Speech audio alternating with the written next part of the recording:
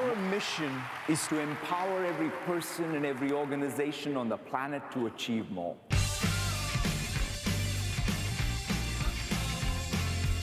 Technology can shape growth, help us be more agile.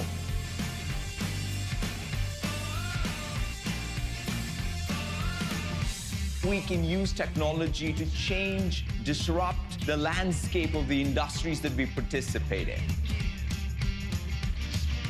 Building technology so that others can build technology and make things happen. Our success is not dependent on our products. It's dependent on the success that our customers, our partners have with our products. It's really not about our ambitions, but it's the application of our ambitions so that we can deliver digital transformation. I want you to envision what difference can you make to shape the world.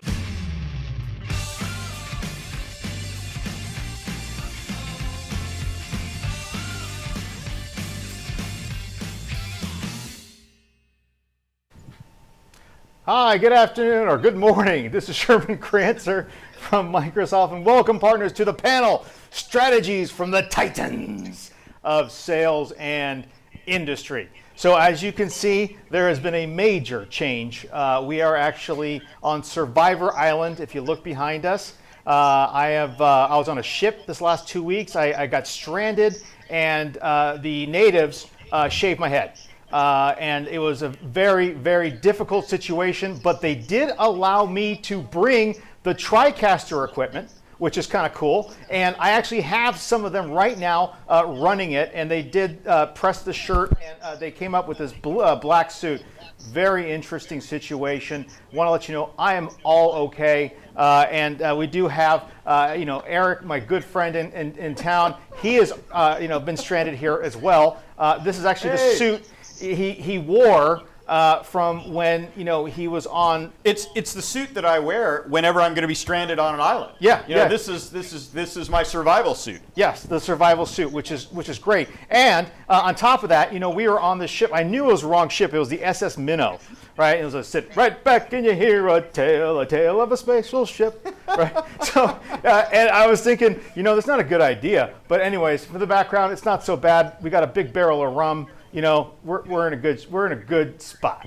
All right, everyone. Thanks so much for sharing. We've been a couple weeks, since I've been on. Justin last week. It was awesome. I'm full of energy. I got a chance to spend 5 days with no phone and no computer, and just being able to relax, which is good. So the neat thing about today, though, is that we got a great show coming up for you. We have some incredible guests and a great distribution partner that I think you're going to really, really have a lot of fun listening to. They've got some great ways that they help out, as well as a partner for them to come on. So let me go ahead and forward this over. I got to just click on my PowerPoint situation. As you can tell, so my name, you know who I am. Then you have Jason. You have Matt Allison from D&H. Then you have Terry, Eric, and you have Thomas. But we are missing one of the greatest people of all time, the great Bill Hole, who will be on here in just a second. The fantastic, infamous, not just famous, he's so famous he's infamous. He is the great Bill Hole from U.S. Licensing Group. All right, so what we're going to be doing here is talking about driving margin in Azure. We have the tip of the week. We have growth, simplify, optimize, and repeat, profitability, and partner back office. So with that being said, let's go ahead and get into the tip of the week. So being that, I was sitting here about 15 minutes ago and told that I was doing the tip of the week, I wanted to just, quickly talk about end of year. So we're coming across, the end of our fiscal year, Microsoft fiscal year. And I know that you're probably, hearing things from different partners regarding, or different PDMs saying, hey, do this or do that. What we really want to kind of focus on is finishing strong, right? Finishing out strong. We understand that, the Microsoft licensing business isn't necessarily, your top revenue stream in your company. We're pragmatic about it, especially Jason, myself, and Kat, and the other PDMs. We're pragmatic about it. We get it, right? However, being part of a managed partner, some of the expectations is that when we're talking and we're, saying, hey, let's, what can we do to help close deals? Please be responsive with that. Let us know what you need from us. Let us know if there's some stuff that we can get in with some empowerment or some sort of deal make or some sort of training. Let us know if you need us on appointments to close deals, to provide some of the gravitas per se. Sometimes just having that Microsoft card come with you, and I think that us as PDMs, time permitted, really want to help out. And as we've been running our program with our partners this year, the mantra has always been about you. You're the partner, you're the customer. We're here to serve you, to help you. You never hear me talking about, hey, sell more Azure, sell more Office 365. Now, the one time in the year that I'm going to say, hey, help me, please, do me a favor. Help Jason or help Kat. Just whatever deals you got going on, let us know about it if you need any help, okay? Push them through, do the best that we possibly can so we can finish strong. As the Crancer group by itself, we have done some amazing things considering where we started with, starting literally on the last group in the pack. Now we're in the top 3. For revenue attainment, which is unbelievable. Congratulations to everyone. You look at Jason's group, started in the back of the pack as well. We're newer and, they're climbing. I think they're 5 or 6, and they're doing really, really well. And I think that let's show the other, PDMs, the other groups that are out there that, we really are the number 1 group in the country, or the number 1 combined. I want to be tied with Jason and Kat's group for number 1 revenue attainment. And so the tip of the week is, hey, let's finish strong. Let's do what we can to be the best, and leave with this last thought before you go on Labor Day. Remember this: dreamers are the ones that talk about what they're going to do. They're always like, oh, I'm going to do this, I'm going to do that, I'm going to do this. But the leaders are the ones that do what they talk about. So ask yourself the question, before you leave for vacation, before you go and get relaxed, are you a dreamer or are you a leader? That's the question. And I'm going to leave you with that. All right, very good. All right, so before this, let's go ahead and bring up Chicago. I want to give them an opportunity to introduce themselves, what they do, and then maybe specialty that you're in. Like Bill, I want you to talk a little bit about your company and what makes you so different. So why don't we start with Matt, if you don't mind? So my name is Matt Allison. I work for D&H Distributing. I'm the Microsoft Technical Advisor. Essentially, my role is to, help enable our reseller base, our channel base, to do things they otherwise didn't think that they'd be able to. It's a big focus for our company in general. So that's, primarily what I'm here to talk about. Fantastic. All right. Bill? Yeah, thanks, Sherman. Appreciate you having me on the big show today. Happy GDPR Day, by the way. I am the president of the U.S. licensing group. We are based in Lake Stevens, Washington, and we have customers nationwide. We are formerly a VAR. We are now a all-in cloud partner servicing companies in the SMB space from coast to coast, and have been working with D&H quite some time now. So excited to share some of that on today's call. Great. Thanks so much for coming too, Bill, because it's been I've always admired your business when you're down here in Southern California and even moving up to Washington. Always admired what you've done, and I just feel elated that you're able to share some of your insights. Thank you so much. Absolutely. Happy to be here. All right, so let's go over to Eric Klaus, one of the best sales people that I've ever met in my whole entire life. Eric. Hey everybody, good morning. My business, Partner Source Solutions. We've talked about it many times. This is continuing my appearances on the show, but I provide outsourced VP of Sales and Marketing services. So happy to be here as always. Thank you very much. Great. Now, member group, if you're with these guys, these are people you should reach out to. At the end of the show, we'll have their contact information. Please reach out to them. All right, so we're going to go ahead and get right into growth here. Now, Matt, just let me know when you want me to roll one when you feel it's appropriate, because I think I want to give D&H the proper introduction. Unless you want me to roll it right now and really set the tone. Yeah, I was just thinking that. If you wouldn't mind, you can roll it now. All right, let's go ahead and roll one, the D&H show.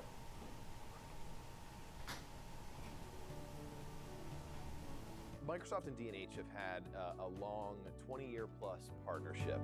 We realize that there is a huge market and a huge value in supporting mom and pop shops. We're not going to treat you any differently because you work with small partners or big partners. You're going to get the same service no matter who you are, who you deal with.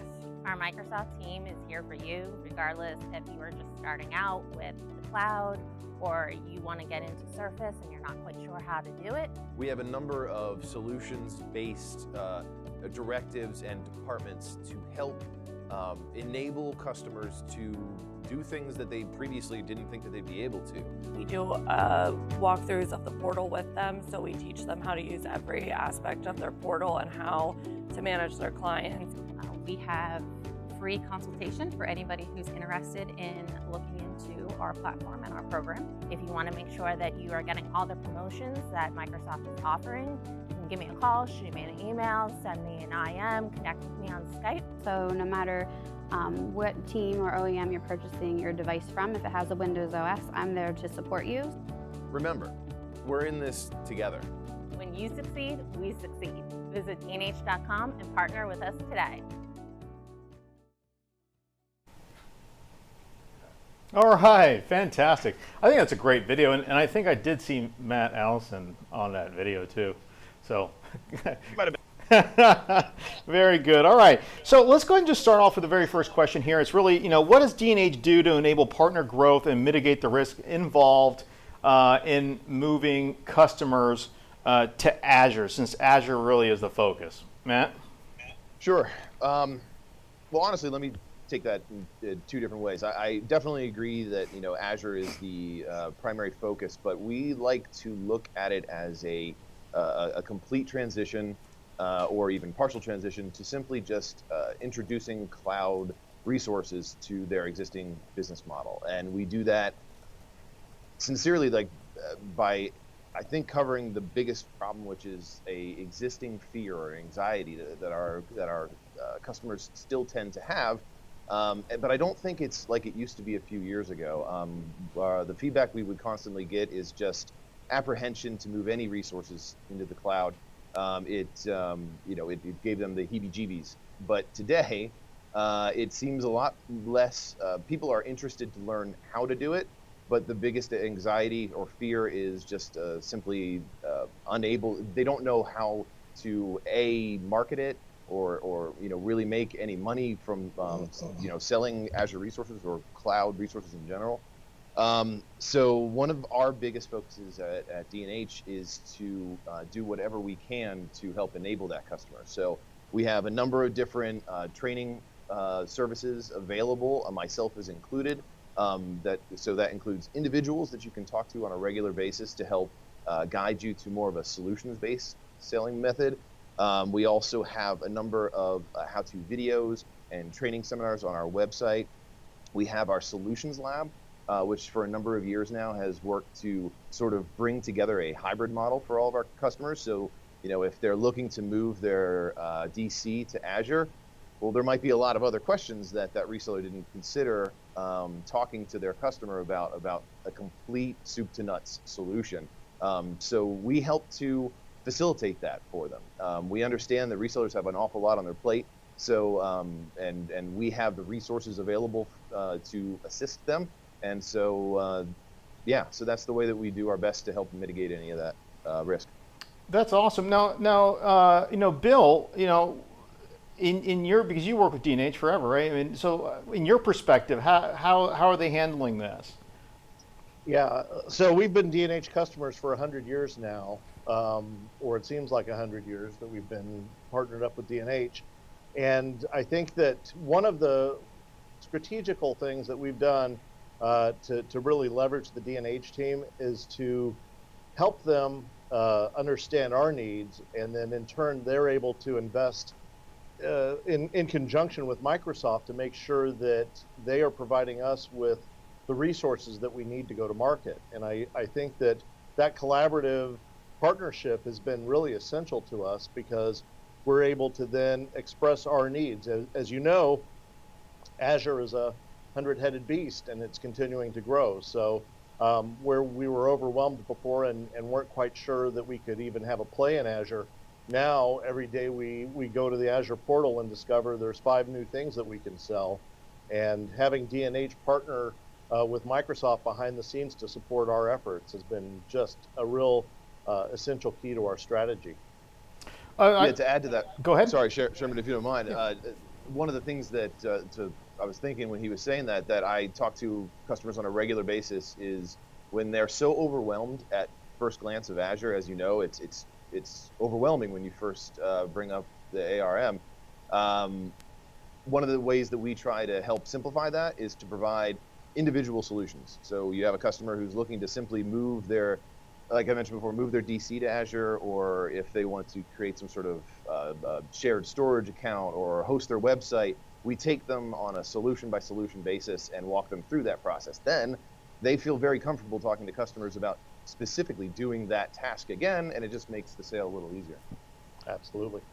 That's really good. Now, Eric, you've been talking to a lot of partners, about in the sales process and in the process of selling Azure, right, and whatnot. What are your thoughts, when it comes to Azure, how hard it is, and is it necessary to, enlist the help of a distributor like D&H? Yeah, I think both Matt and Bill hit the critical point there, which is that if you look at that periodic table of Azure that's been put out there, partners I think struggle with what is that? What do I do with that thing? It's a jack of all trades. There's so many things I could potentially do with it. And they don't understand how to begin to leverage that, how they begin to monetize the opportunity around that. And so, the recommendation has always been, start with something that you can embrace yourself, but also reach out to your distributor, reach out to D&H, and work with the team that they've got. That's the whole point of having the distribution partner, is that they can assist you with this journey. And so if you are not, fully embraced into the Azure world, I think this is your opportunity to do exactly that.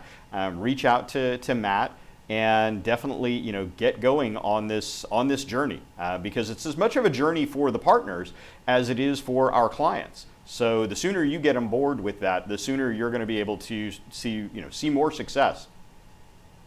Fantastic. That's a great input here. Now, going on to the next question here, how is U.S. licensing and D&H work together to get out of a sticky situation? Stories are really the way to tell how things actually work. So, do you have a good story to share when it comes to a sticky situation with the customer?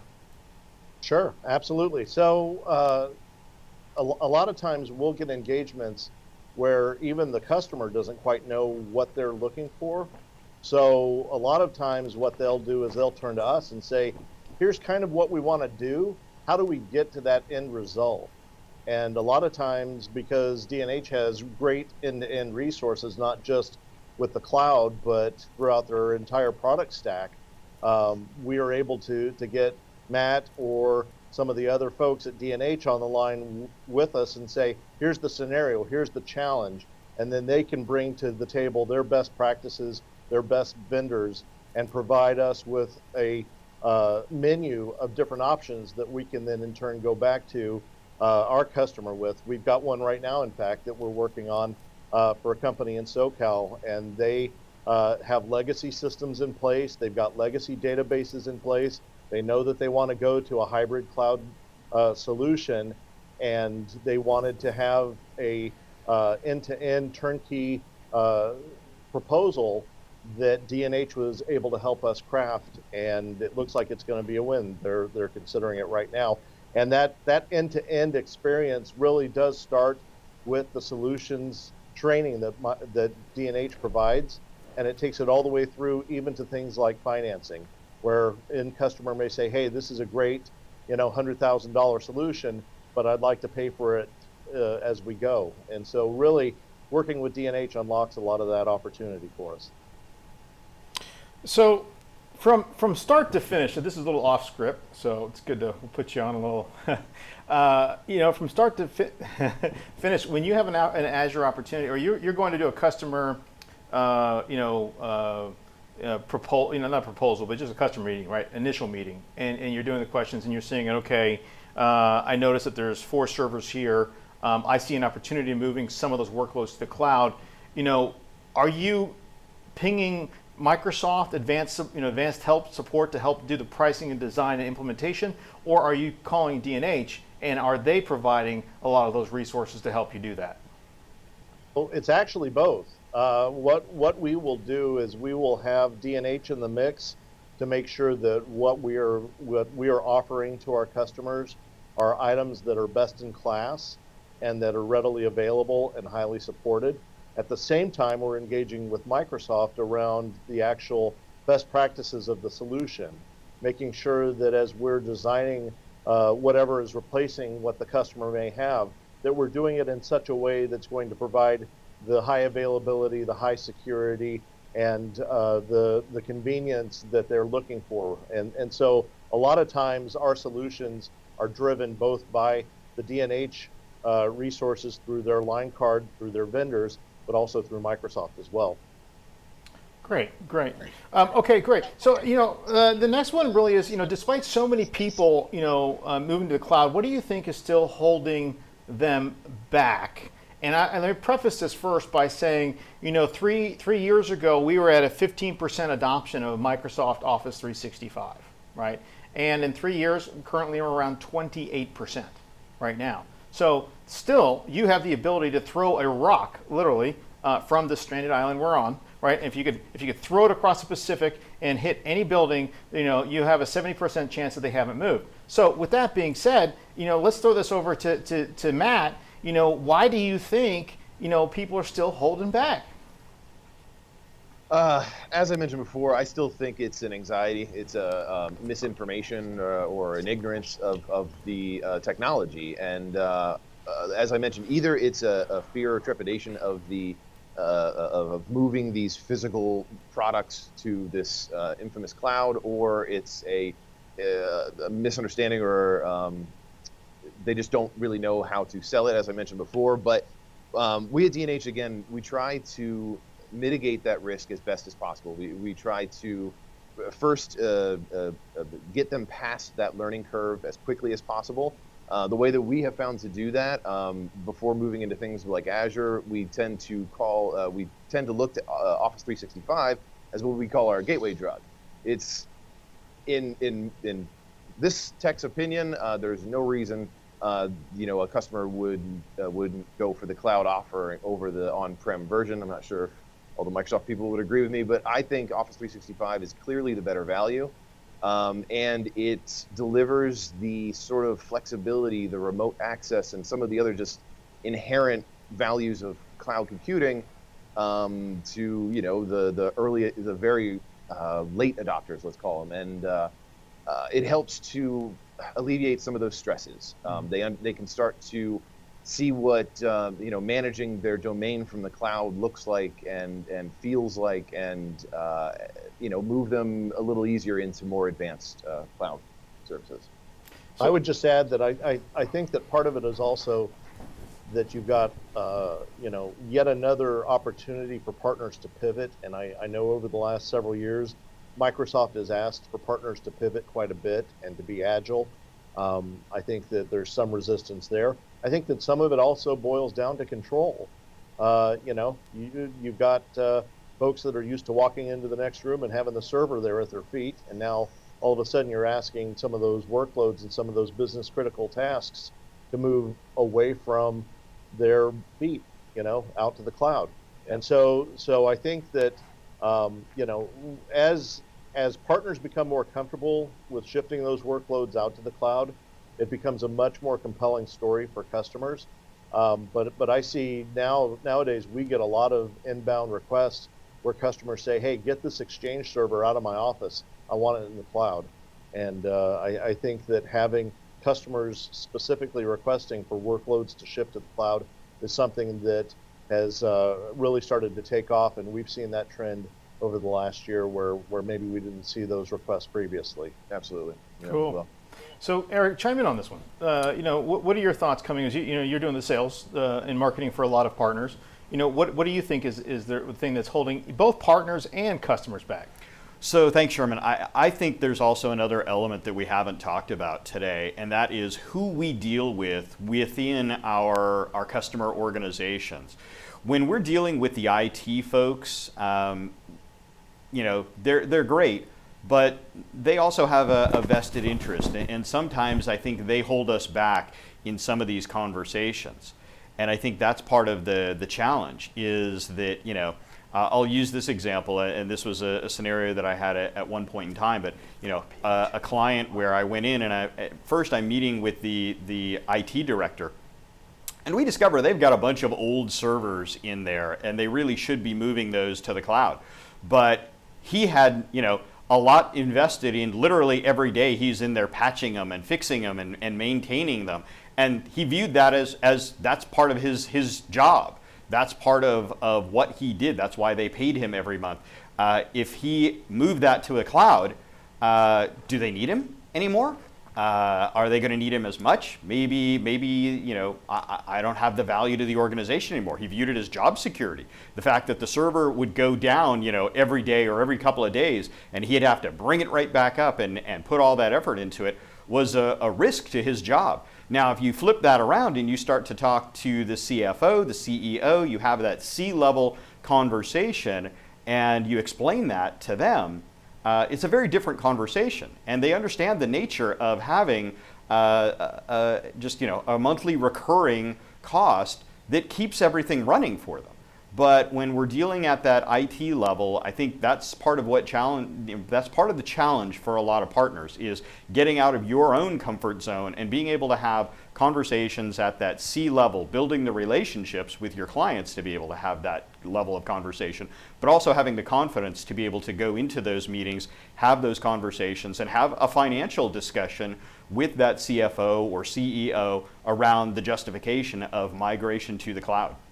Yeah, I think a lot of partners are also, in situations where they're still touching their toes in the water. They're kind of, I've noticed this. A lot of them are like, well, I can't start the Azure practice yet. I'm still doing this. I don't quite know. And it's like, hey, you just got to start. You better get into it because it is the writing on the wall. Regardless, I know it's Microsoft's show, so we're talking about Azure, but let's just be real. There's vendors out there. People are moving it to the cloud. So you got to bone up on this. If you haven't taken the trainings, I don't know what I can do to help you out, but you're going to be quickly and very, very quickly, becoming irrelevant. Everything is moving so fast. Just quick answer on this one, Bill. Do you think partners would become irrelevant if they're not embracing cloud technologies such as Azure or the other vendors that are out there? Well, you absolutely have to have a strategic plan to get to the cloud, and if you're not 2 and 3 steps into it already, you're running late because there are we're seeing other types of vendors and our customers are constantly being approached by telco, by VoIP providers, by all sorts of different ISVs saying, hey, come and bring your stuff to us. So if you're not engaging with those customers, somebody else is, and yeah, your days are numbered. So I would say, the best thing partners can do is align with Disty. Make sure that, even if you're not up to speed on all the solutions, pick one, get started with it. D&H has a lot of solution labs that you can go and watch, on a as needed basis and quickly take those to market. That's some of the strategy that we've done with success. And to add to that, and to also comment on what Eric was mentioning, I couldn't agree more that the tech is often a kind of a firewall in this process because, as you mentioned, they're unfamiliar with the technology. They've been working with these on-prem technologies for so long. It's what they know. So with that in mind, and again with this theme of enabling our customers to do more, we partnered with a training organization, national training organization called New Horizons Training Center, and we do regular promotions with them to provide discounted courses. So these courses are ultimately for them to get certified, but even if they don't go to that extent, these people that are familiar already with their existing systems, getting familiar with the cloud equivalents, usually a very simple process for them, and it can open that door. I know you wanted a short answer, but I'm just going to add one. I'm going to add one more piece to that. Going back to this opportunity that we're working in SoCal, I was speaking to the consultant who was working the deal. He's the IT hands-on in this case, and we were starting to talk about virtualization, and he said, "Well, Bill, I don't know anything about virtualization. I haven't, changed technology at this location for 15 years." And there really is a fear by those folks that they're going to be put out to pasture. Now, once we sit down and start talking about the cloud, maybe demo Hyper-V for them, maybe demo Azure a little bit for them, they start to get that comfort level and say, hey, this could actually work, and it could free me up to do other things, which I think is the real win. A lot of IT organizations, they're budget constrained and they're time constrained. And so you show what the cloud can deliver to them, and they quickly embrace it. That's great. Now, for the audience, please you chime in here. What do you think our people are holding people back for the transition to the cloud? And then we'll go in there. Remember, questions are open for that. So please, let's start. Go ahead and banging them out. You could also put a poll in there. Who thinks shaving the head was a good idea? I still I think the jury is still out. So, Bill, last question for this this section here. What does the U.S. licensing group do to remove blockers and accelerate the ease and pace of growth in Azure? Yeah, so I think one of the key things that we do is we stay connected and try to be on the leading edge of what's changing, both programmatic-wise, making sure that we're highly connected with MPN to make sure that we understand what's happening, as the programs and offers and incentives become available. I'll just throw Azure Everywhere out there as being one of the catalysts for our success lately, giving us a new opportunity to go before new leads and existing customers to drive awareness of the cloud. I would say that, as far as removing those blockers, really having a strategic plan that goes beyond just, okay, we're going to sell cloud. How are we going to sell cloud? What is the cadence of our marketing? What is the engagement model for our distributor, for Microsoft, and making sure that we have a cohesive plan. You really don't want to tackle this in an ad hoc fashion, and I think that planning and having deep understanding of what's available as a partner is essential. That's fantastic. So I think we have a couple questions, Eric. Yeah, so we do have a couple of questions came in. First one is going to go to Matt. Matt, what's the difference between D&H and some of the other distribution partners that are out there? Well, okay. In a nutshell, we are the SMB distributor. We put a huge focus on SMB. It's essentially our bread and butter, has been my entire tenure. To add to that, we are employee owned. Every single one of us that is an employee at D&H has a stake in this vehicle. We want it to succeed. And with that, for example, I am a 16-year veteran of D&H. I've been there since 2002.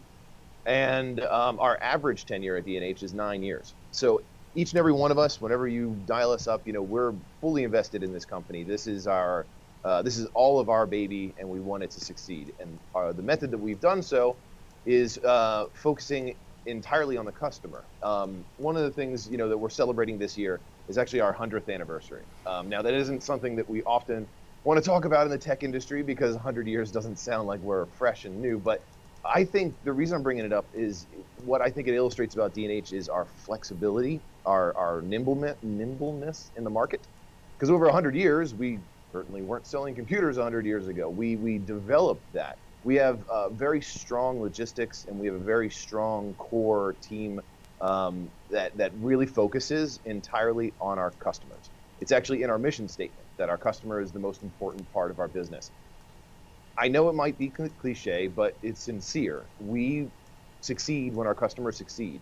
The proof is when I started at D&H, we were a $500 million revenue distributor, and as of last year, we are almost $4 billion revenue distributor. But we are the same small company that we were when I first started, and the way that we achieved that is we focus on each and every one of our customers on a very individual basis.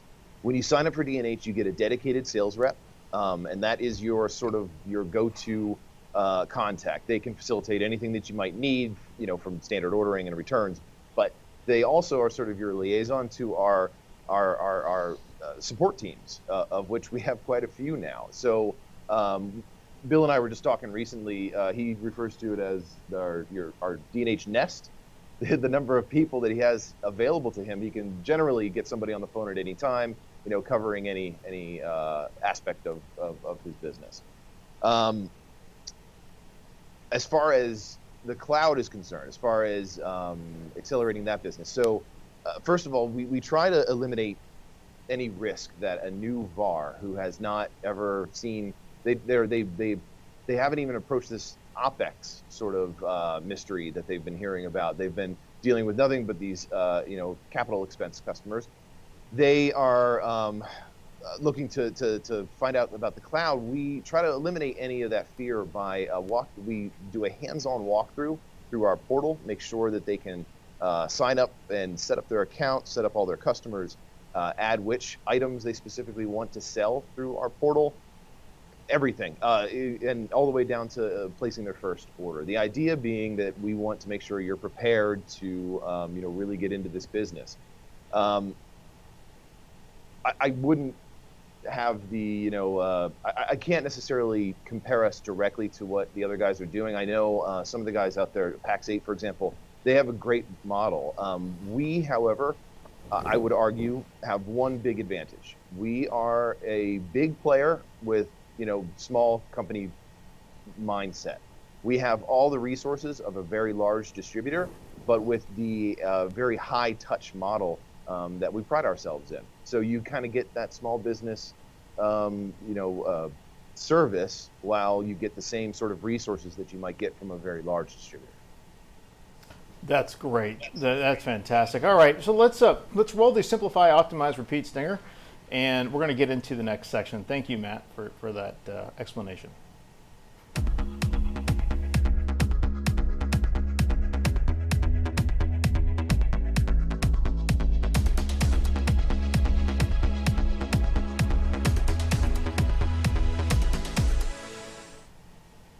All right. So, let me ask you this. Can you think of a time, Bill, that, your distributor has helped rescue a deal? Some sort of like complex CSP type of deal related issue? Yeah, all the time. They bail me out constantly. And, we have like Matt just said, the D&H Nest. It's a core group of people who intimately understand our business and understand how we operate. They also understand the types of customers that we're engaging with. So they really have that familiarity with us, and they understand how we work, and they can support us through that. That said, we recently had a customer come to us, and they basically said, we wanted to give you notice, we're going to be moving to AWS. And we started to have a discussion about why they were talking about AWS.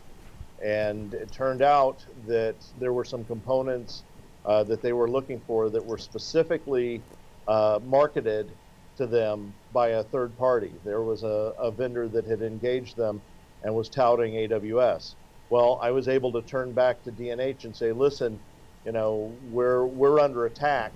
We need to respond to this. And they were, within a day or so, they were able to provide us with logistical and tactical speaking points, demos, and pricing that helped us compete and win against that threat. And so being able to have that trusted engagement and the stewardship of D&H, which I think really sets them apart from other disties, was critical to our success in that case. Okay. That's great. So, let me ask you this, Bill, this section is simplify, optimize, repeat. And you have run a great business, and I told you that I've admired you on this. I think people could learn a lot from the way that you do your business. What are some of the things that you've done to operationalize your business, to make sure that you can continue to grow in your aspect? And this is just something that, don't tell me your trade secret if it's like super secret sauce that you've been able to do this. I'll tell you the sauce because Okay. it's so simple. You could probably make it on your own, but the real key to it is to focus on your core competencies and what you do best. And for us, it's providing value and also relationship building. There's no magic to what any of us does. It's all about being the trusted advisor, and that's something that we've all been brought up through the Microsoft ecosystem to evangelize, is being that trusted advisor. Well, that's great, but at the end of the day, there are still operational things that we have to excel at. There are, the nuts and bolts of running a business, and I think that being able to leverage our distributor and leverage Microsoft intelligently has been a key component of success. I'll just use CSP billing, for example. Every month we get a very concise report in a timely manner that is always spot on, and I can pass that on and get the accounting done quickly. That may be a simple thing, maybe a small thing, but to know that it's taken care of, to know that we don't have to have an in-house analyst go over every CSP account and audit it, that takes a load off. That's a relief. That's something that we don't have to deal with. To know that we can, pull in Microsoft to help us, or pull in D&H to help us demo product, or if, heaven forbid, we need to do a return or have a customer issue after the sale's complete. We know we have an end-to-end support system in place, whether it's the, great benefits that the customers have through CSP and their 24/7 support, whether it's engaging with D&H and their great support staff, or kicking it up a level to Microsoft.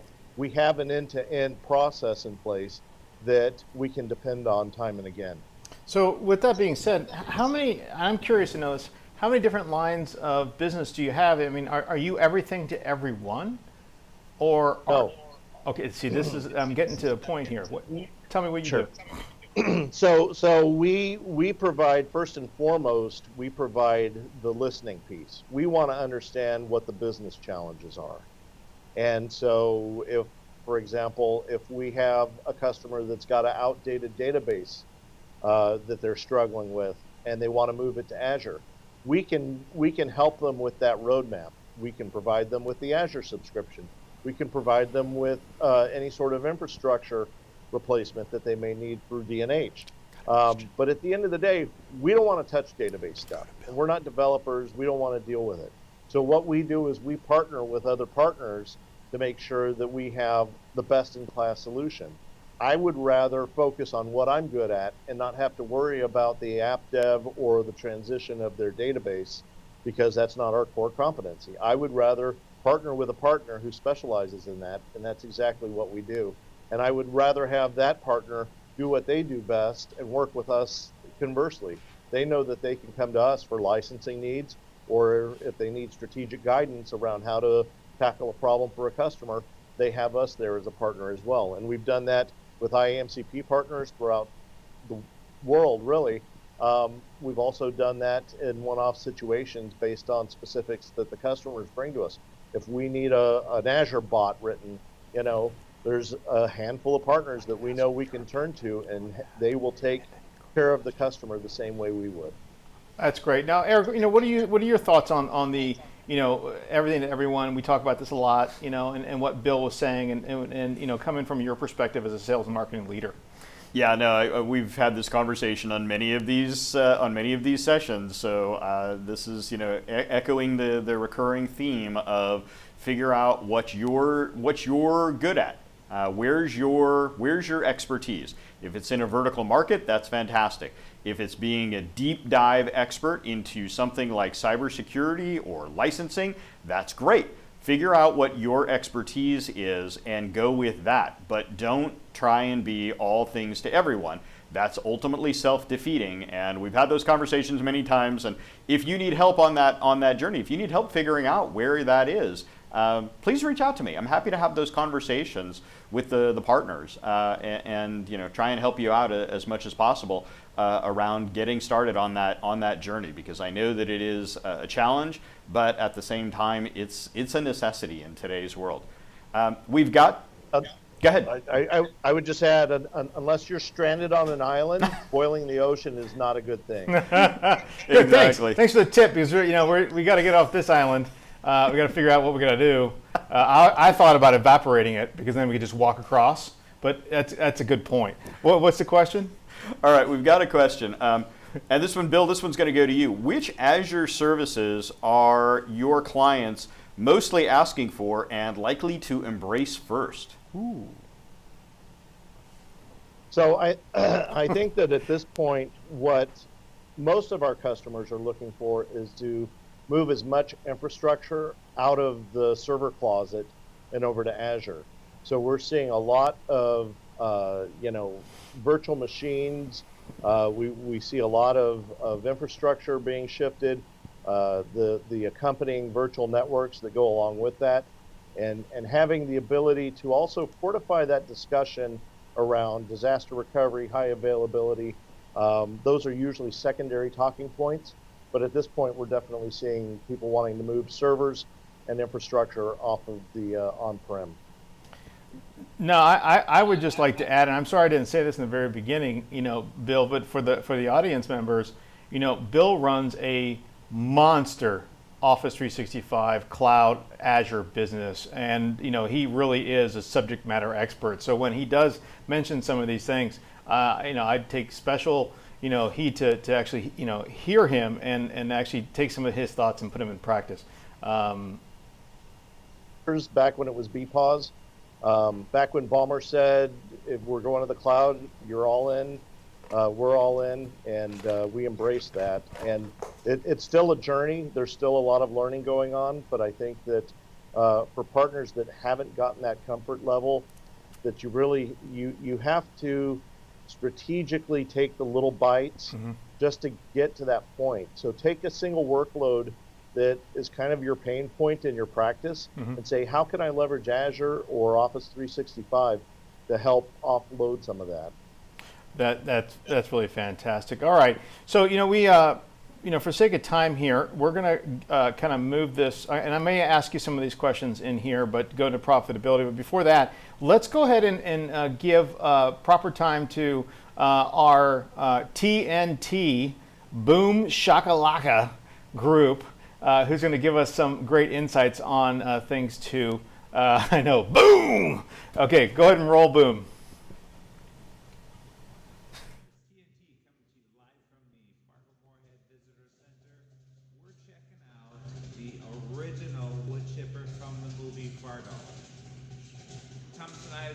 Vacation for a couple weeks, so we thought we'd come back to you and give you some great stuff to talk about. Thomas, what's on the agenda today? So we're going to be covering the MPN overview, comparing CSP to EA agreements. We're also going to be talking about the Azure reserved instances through CSP and the Azure certification jumpstart workshop. See you in 2.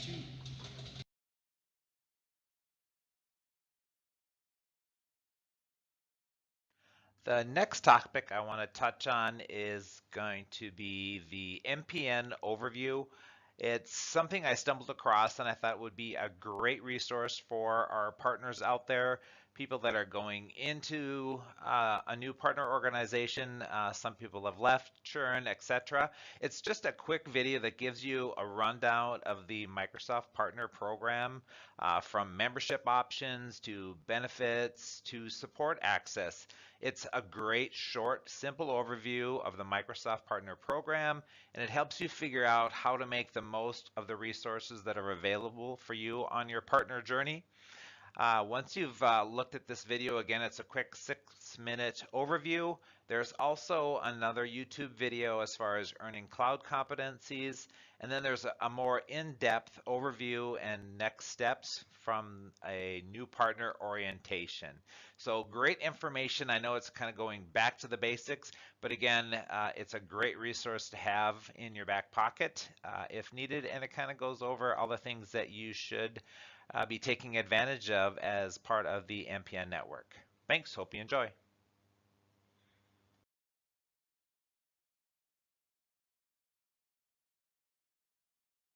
Okay, the next topic we want to touch on is comparing the EA to CSP.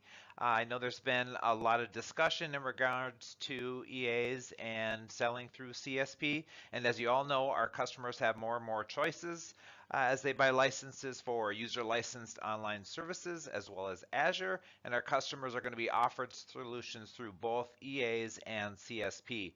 This is a recorded session that happened earlier in May, and this session is going to help you understand the key differences between the programs that you can make the right licensing recommendations to your customers.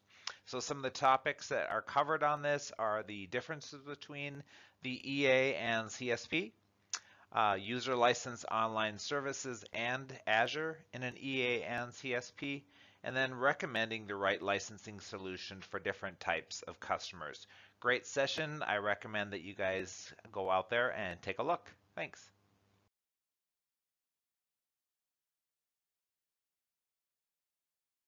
All right, partners. So there's a pretty big announcement. So Azure reserved instances is available through CSP. So what does this mean to you partners? I mean, it's been something that's been asked for from our partners, long waited. So now it's available. So this will enable you partners to address fast-growing customer demand for cost-effective solutions to support predictable cloud workloads.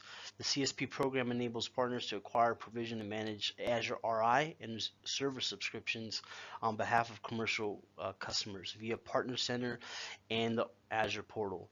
So right below are 3 links. We have an Azure Reserved Instance sales card, Azure Reserved Instance FAQ, and selling reserved instances in CSP very quick video. As always, feel free to reach out to Terry or myself for any other questions that you may have. On to the next topic.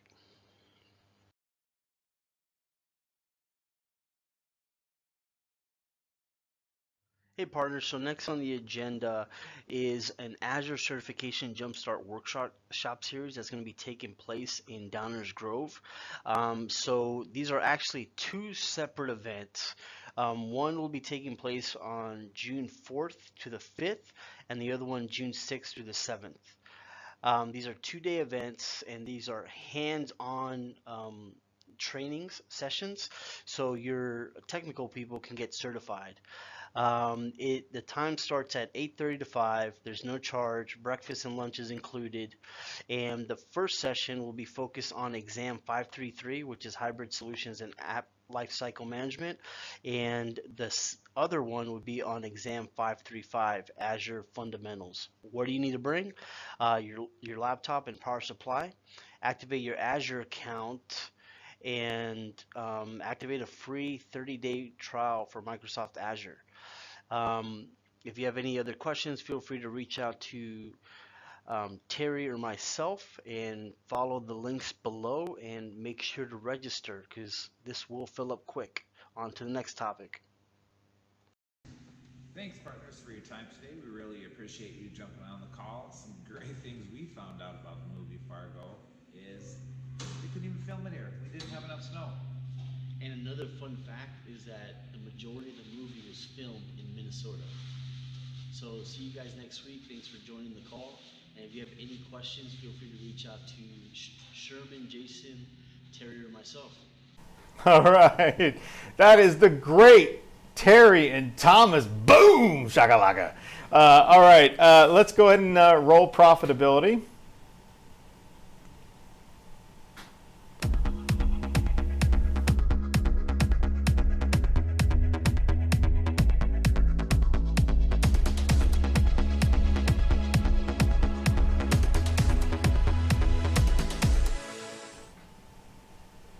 All right, so first question we have for the group here is some partners say that workloads in Azure don't increase their margins. What profit? No, I mean, I can't even believe this is a question. Hold on a minute. What profitability drivers do you see since you focused your business around Azure and CSP? Bill? So I can understand what that question is based on, because there are some very low margin components depending on how you're approaching it. I would say that really the value add that Azure can deliver, and using that as the catalyst to bigger solutions would certainly be my challenge to that partner. There are going to be parts that are very utilitarian that you're going to have to provide to that customer, and yes, those may be small margin components. But what you need to focus on is, what are those bigger pieces? What's the bigger catch? What is the entry into Azure going to create as far as opportunity for other things? And so having that comprehensive understanding of the customer's environment and having awareness of all the different Azure components and how you may be strategically able to guide that customer into adding additional pieces is really the key to success in that case. Gosh, I felt like, Bon Burgundy, where he reads everything that comes on the teleprompter. As I read that question, and I'm like, oh my gosh, that's ridiculous. You should be making a lot of money. Matt, what do you think, man? When you look at this, you hear something like this, do you scold the partner? Do you say you want to, shake them a little bit and say, are you serious? Like, really, you asked me this question? Or who put this question in this presentation? I can't believe it. But go ahead, Matt, help me out. Help us out. I'll tell you what. From my experience, the question actually made a lot of sense to me. Unfortunately, I hear it every day.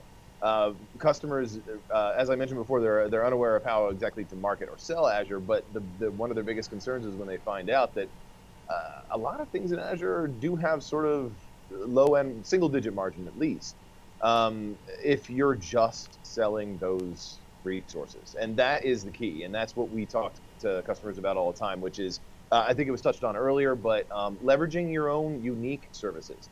Leveraging your staff, if anybody has any unique certifications or specialties, all of those things can be marketed. But we don't leave it there. We also offer a couple of services of our own that you can leverage through your own company. One of which is a group of tech support company based out of Boston called Plum Choice. We partnered with them last year, and it's outstanding. In a nutshell, they add a 24/7 Tier 3 escalation tech support service to any Office 365 or Azure subscriptions that you sell. It's a nominal fee on top of the existing subscription. It barely affects margins at all, and as everyone I imagine watching knows, when you can include 24/7 technical support, you can almost double your margins just from that one service alone. So that's really my message to most partners when that comes up, is how do I make money? Well, you layer on a number of services on top of just Azure. It can't just be just Azure.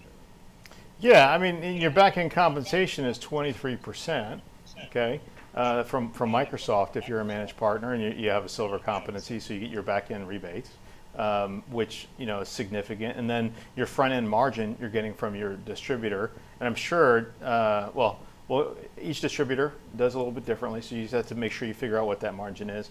And then it's, I think packaging. You can't, if you want to just make all your money on Office 365 licensing, my gosh, the amount of volume you have to do to actually really make money just on licensing by itself, I don't think it's substantial, right? You'd have to do like 10,000 seats a month to be comfortable.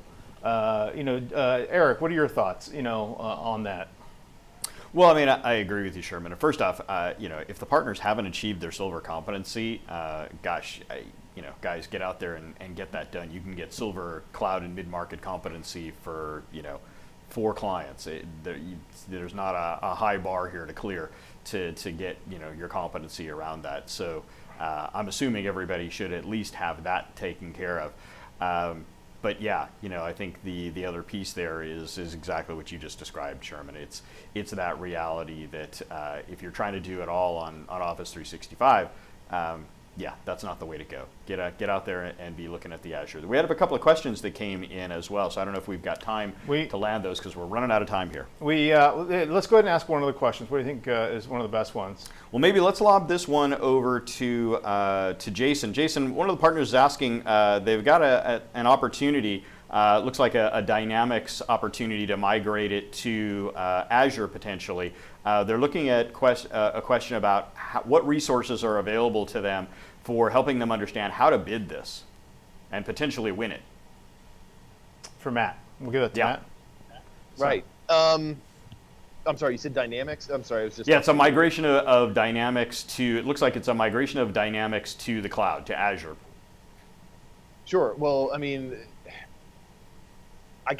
without going into any specifics, it really is just a matter of leveraging Microsoft, leveraging, as I mentioned before, Plum Choice, and our actual services at D&H themselves. We can walk you through, individual migrations. We can get you in touch with Microsoft support and help facilitate that. Yeah.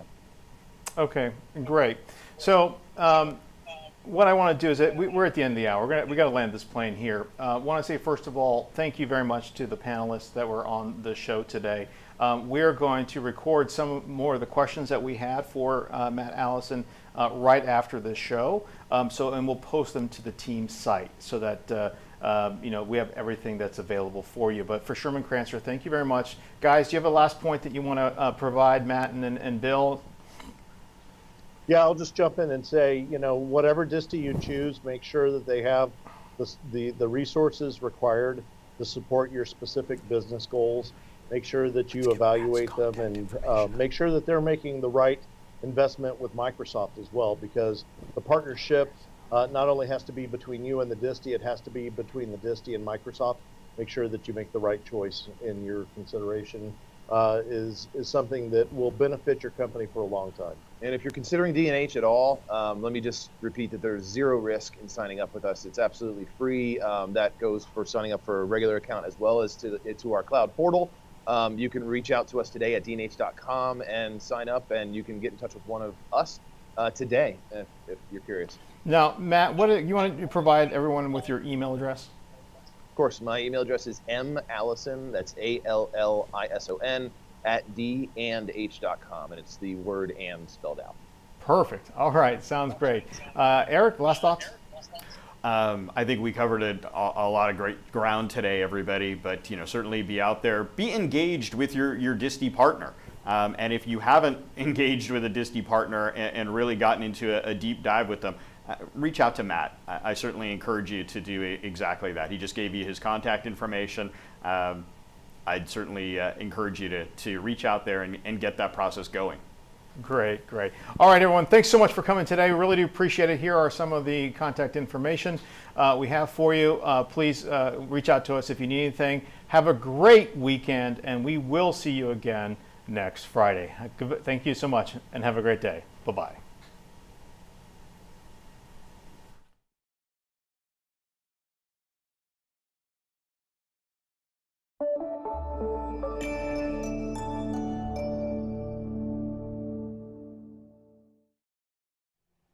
Hey there, my name is Sherman Crancer, and I'm the Senior Partner Channel Development Manager here at Microsoft and the host of The Panel, Strategies from the Titans of Sales and Industry. If you're interested in understanding how you can build large margins through packages, if you're interested in how to create differentiation within the marketplace, or simply you want to understand the latest cutting-edge sales and marketing techniques, make sure you join us each week on Fridays from 9 to 10 a.m. Thanks so much, and have a great day. Bye-bye.